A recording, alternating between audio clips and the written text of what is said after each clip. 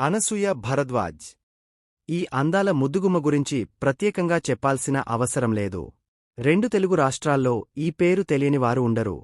News రీడర్గా career ప్రారంభించి ఆ తర్వాత యాంకర్గా మారింది ఈ ముద్దుగుమ్మ. యాంకర్గా ఎన్నో టీవీ షోలు చేసి ప్రేక్షకులను ఆకట్టుకుంది.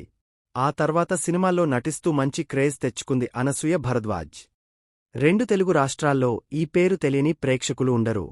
బుల్లితెర నుంచి వెండి తెర వరకు తన అందంతో ప్రేక్షకులను విశేషంగా ఆకట్టుకుంది ఈ చిన్నది. న్యూస్ రీడర్గా కెరీర్ ప్రారంభించి ఆ తర్వాత యాంకర్గా మారింది ఈ అమ్మడు. యాంకర్గా ఎన్నో టీవీ షోలు చేసి ప్రేక్షకులను ఆకట్టుకుంది.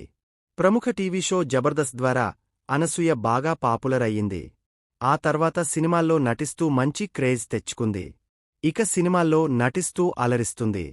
సుకుమార్, రామ్ చరణ్ కాంబినేషన్లో వచ్చిన రంగస్థలం సినిమాతో మంచి క్రేజ్ తెచ్చుకుంది.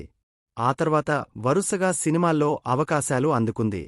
ఇక ఇప్పుడు టీవీ షోలతో పాటు సినిమాల్లోనూ నటిస్తూ బిజీగా గడుపుతుంది. పెళ్లై 2 పిల్లల తల్లి అయినప్పటికీ అందంలో కురుహీరోయిన్స్తో పోటీపడుతోంది ఈ ముద్దుగుమ్మ.